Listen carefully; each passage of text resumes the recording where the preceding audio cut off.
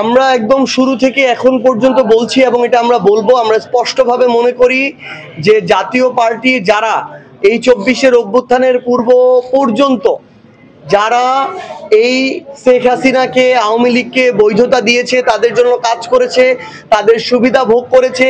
তাদের অবৈধ নির্বাচনের এমপি ছিল, মন্ত্রী ছিল, তারা প্রত্যেকেই ফ্যাসিস্ট শেখ হাসিনা, ফ্যাসিস্ট আওয়ামী লীগের এক একজন দোসর, এবং এটার জন্য তাদের প্রত্যেককে বিচারের আওতায় নিয়ে আসা উচিত। এবং আমরা মনে করি আগামী নির্বাচনে তাদের অংশগ্রহণ করার কোনো ধরনের নৈতিক, রাজনৈতিক, আইনগত কোনো অধিকার নেই এবং তাদেরকে আইনের আওতায় নিয়ে আসতে হবে, যেমনভাবে আওয়ামী লীগকে আইনের আওতায় নিয়ে আসা হয়েছে। এখনো তারা এই কথাগুলোই বলে যে তারা এখনো আওয়ামী লীগকে নির্বাচনে দেখতে চায়। তারা এখনো এই কথা বলে যে আওয়ামী লীগে যারা তাদের দলের হয়ে নির্বাচন করবে তাদেরকে তারা মনোনয়ন দিবে। এই কথাতে স্পষ্ট এখনো বোঝা যায় যে যেই জাতীয় পার্টি নির্বাচনের আগে ভারতে গিয়ে একটা দাসের মতো আচরণ করত এবং তাদের পরামর্শ নিয়ে এসে তারা নির্বাচনের 6 মাস 1 বছর আগে আওয়ামী বিরোধিতা নাটক করত এবং নির্বাচনের 1-2 মাস আগে জিএম কাদেরের মতো লোকেরা ভারতে যেত, গিয়ে একটা দাসের মতো পরামর্শ নিয়ে এসে আবার আওয়ামী লীগের যে আঁচল, সেই আঁচলের তলে লুকাতো, সেই সুযোগ সুবিধা নিত, সেই সরকারি এমপি হতো, মন্ত্রী হতো, গাড়িতে মন্ত্রীর ফ্ল্যাগ উড়াতো, এরপরে বিভিন্ন জায়গায় প্লট নিত, এমপি মন্ত্রীদের বাসা নিত। এই সকল সুযোগ সুবিধা নিয়ে যারা এতদিন আওয়ামী লীগকে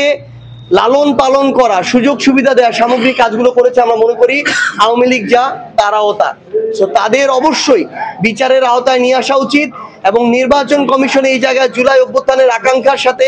স্পষ্ট প্রতারণা করছে, তাদেরকে নির্বাচনের সুযোগ দেওয়ার অংশগ্রহণ করার সুযোগটি দিয়ে। এবং আমরা আমাদের জায়গা থেকে স্পষ্ট করে জানাতে চাই, এটা এনসিপি কোনোভাবেই তাদের জায়গা থেকে সমর্থন করবে না। আমরা মনে করি নির্বাচনটা যদি এই সময়ে হয়, এটা সামগ্রিকভাবে সবার জন্যই একটা ভালো হবে, কারণ এই কেন্দ্রিক একটা প্রস্তুতি চলছে এবং কোনো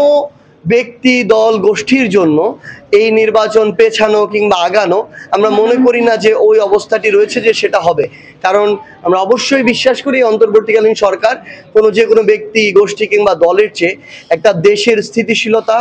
দেশের পরবর্তী গণতান্ত্রিক যে প্রক্রিয়া, সেটিকে অধিক মূল্যায়ন করবে। এবং আমরা প্রত্যাশা করব আমাদের জায়গা থেকে, যেহেতু বিএনপির ভাইস চেয়ারম্যান হিসেবে দায়িত্ব পালন করছেন জনাব তারেক রহমান, অভ্যুত্থানের 1 বছর 3 মাস পেরিয়ে গিয়েছে, হয়তো তার জায়গা থেকে আমরা জানি না, হয়তো কোনো বাধা বা এরকম কিছু তিনি অনুভব করতেই পারেন, কিন্তু আমরা হয়তো রাজনৈতিক দলের জায়গা থেকে, বাংলাদেশের মানুষের পক্ষ থেকে এইটুকু বুঝতে পারি, মানুষের পালস, যে অন্তত এই বাংলাদেশে আসলে তার জন্য কোনো সমস্যা হওয়ার কোনো সুযোগ নেই।